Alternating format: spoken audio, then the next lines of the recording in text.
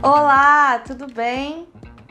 Hoje a gente vai começar a introdução sobre o tema que vocês votaram lá nas minhas redes sociais, que é o assédio moral. Ele é um dos temas mais delicados assim no direito do trabalho. E se você ainda não me segue nas redes sociais, eu vou deixar aqui para que vocês possam conferir o meu trabalho lá também, além daqui do YouTube. E o que seria o assédio moral? O assédio moral, ele é aquela ação ou omissão, e vocês vão entender lá na frente o porquê deu tanto bater ao longo desse vídeo e dos próximos sobre ação e omissão. A ação é quando você age contra determinada pessoa, omissão é quando você se cala, quando você não faz nada, mesmo você sabendo que aquela conduta está sendo praticada. Sobre determinada pessoa, que é a vítima, de forma a atingir a autoestima dela, a ponto dela acreditar que realmente ela não é capaz, que ela não está fazendo aquelas coisas erradas realmente dentro de um ambiente de trabalho, com o fim de constranger, humilhar, discriminar até essa vítima. Mas muitas pessoas, elas têm dificuldades em enxergar o que seria dano moral e assédio moral. É importante dizer aqui que tanto o dano moral quanto o assédio moral, o ato, ele vai atingir o psicológico da pessoa. E aí vai gerar o dever de indenizar daquela pessoa que está praticando, no caso, ou deixando de praticar aquele ato. Então, a gente, com essa noção, a gente consegue visualizar melhor o que seria assédio, porque nem sempre, por mais de que o dano moral ele esteja ligado ao assédio, porque inclusive vocês vão ver também nesse vídeo que a fundamentação é a mesma, nem sempre a gente vai ter no dano moral o assédio. Então a gente precisa ter esse cuidado. E qual seria essa diferença entre dano moral e assédio moral? É exatamente a execução, a conduta. E a gente vai perceber que eu vou trazer nos próximos vídeos as estatísticas, que infelizmente a maioria é contra a mulher. Então, a gente sabendo sobre a questão dessa diferença, a gente já pode ter uma noção do que seria esse dano moral. Como eu disse, é aquele dano que afeta o psicológico da vítima. Mas ele não é só isso.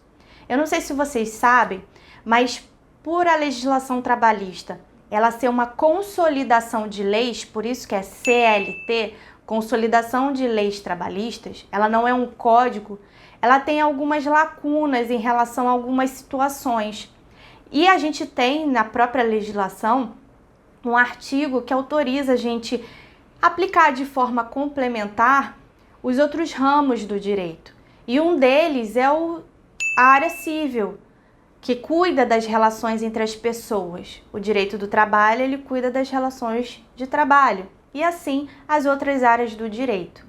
E o dano moral, ele tem a sua origem no artigo 186 do Código Civil, que ele diz exatamente que dano moral é ação ou omissão entre uma pessoa que pratica, que é o agente, e a pessoa que sofre, que é a vítima, tendo uma ligação entre essa ação ou omissão com o dano, que é o quê? A pessoa extrapolar o limite do direito da outra pessoa.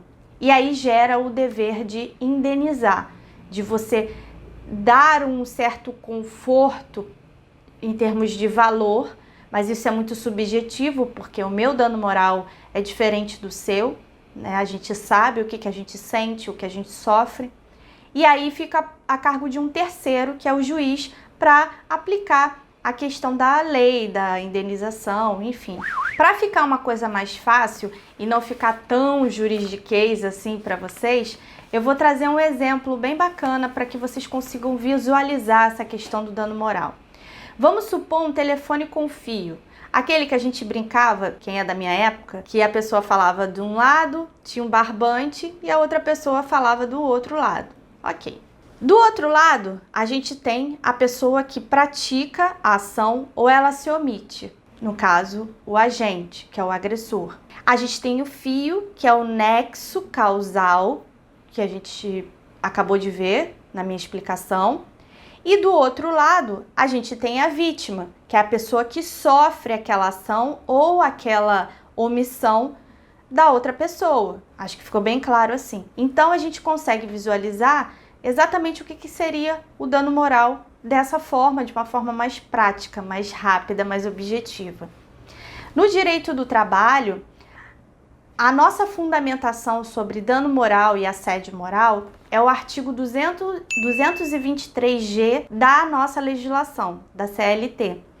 E no primeiro momento, ela traz alguns requisitos para que o juiz ele analise essa situação, como, por exemplo, a extensão do fato para a vítima, a demora do sofrimento da vítima, a intensidade daquela ação, daquele ato, a vítima, a vida pregressa daquele agressor, entre outros. Eu trouxe os mais importantes. E também nesse mesmo artigo, a gente tem como se fosse um tabelamento de valor, uma precificação das indenizações que o juiz tem que observar. E lá ele traz ofensa leve, média, grave, gravíssima. O assédio, tanto moral quanto sexual, eles passeiam nas ofensas graves e gravíssimas. Só que tem um pequeno parênteses aqui que eu quero trazer para vocês, e aí quando tiver a devida atualização sobre esse caso, eu trago nas minhas redes sociais e até aqui para vocês. Que tem uma ação que está correndo no STF, o Supremo Tribunal Federal, sobre a validade ou não dessa precificação, desse tabelamento. Porque, como eu disse anteriormente, o nosso dano, a nossa moral, a nossa personalidade, ela é muito subjetiva. Então, não tem como você fazer uma tabela sobre isso. Fica muito descaracteriza a humanização do direito, sabe? Então, quando houver, por conta da Covid, houve a paralisação desse julgamento, e aí eu trago para vocês essa questão. Por que eu estou dizendo tanto, batendo tanto na tecla sobre a questão do assédio, do dano moral? Para vocês entenderem a gravidade e também vocês conseguirem identificar um ou outro. Agora a gente já pode partir para outra questão. Quando ocorre a morte desse empregado, a gente não utiliza essa tabela, fica a critério do juiz ele dar o seu parecer, a sua decisão acerca daquele caso. Porque a gente sabe que tanto o dano moral quanto o assédio moral, eles atingem tanto o psicológico dessa vítima a ponto dela querer cometer, por exemplo, um suicídio. Ela pode vir numa depressão muito grande, muito profunda, e ela acabar tirando a sua própria vida. Então aí a gente já sai dessa questão, dessa tabela que foi feita na legislação. E aí, o porquê dessa questão ser tão grave, tão séria para o direito do trabalho? Porque, não sei se vocês sabem, mas a gente tem uma lei maior que é dentro da sociedade brasileira, que é a nossa Constituição Federal de 1988. E ela prevê direitos, deveres fundamentais de cada cidadão, ela meio que regula também as atuações do Estado, as delimitações. Então ela tem que ser observada, tem que ser obedecida por todos os ramos do direito. E entre esses direitos e deveres, ela traz a proteção à vida, à honra, à imagem da pessoa, principalmente do empregado, dentro de uma situação de contrato de trabalho ou prestação de serviço. Bom, gente, então é isso. Eu espero que essa introdução ela tenha ajudado bastante para vocês entenderem os próximos vídeos. Qualquer dúvida é só me procurar nas minhas redes sociais ou então deixar os seus comentários aqui no vídeo mesmo, não tem problema nenhum, que eu vou responder com o maior prazer. E eu aguardo vocês nos próximos vídeos. Um forte abraço!